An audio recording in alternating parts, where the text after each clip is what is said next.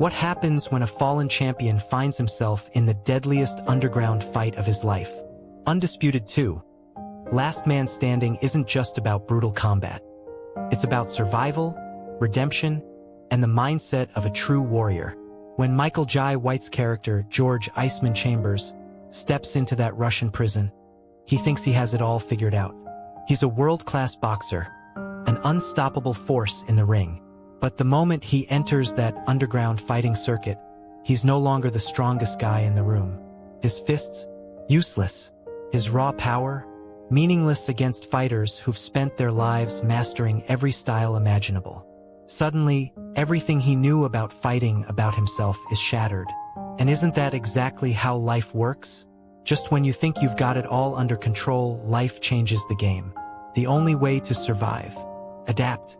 Chambers had two choices: stay the same and get destroyed, or evolve and fight back. And guess what? He made the right choice. But strength alone wasn't enough. Chambers had power, but what he lacked was discipline. Enter Krot, the old, relentless trainer who pushed him beyond his limits. This wasn't just training, it was a transformation. Late nights, brutal drills, pain beyond measure. And that's the thing about life.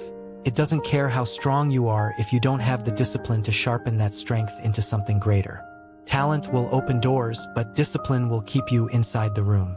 And then there's Boyka, the undisputed champion, the beast, the man who calls himself the most complete fighter in the world. Boyka wasn't just another opponent. He was a force of nature. Chambers had every reason to fear him. But instead, he did something different. He studied him, learned from him, and, most importantly, respected him without letting that respect turn into fear. That's what separates champions from everyone else. They don't just fight harder. They fight smarter. They analyze, they strategize, and when the time is right, they strike. But here's the most powerful lesson of all. Chambers didn't just win a fight. He won something much bigger. He walked into that prison as a bitter man, only looking out for himself. But through pain, struggle, and the fire of battle, he found something more valuable than freedom: self-respect. That final fight wasn't just about knocking Boyka down.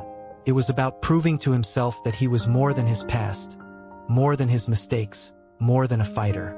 And isn't that what real redemption is? It's not about how others see you. It's about how you see yourself. But pressing you harder is gonna break. Kill you, motherfucker!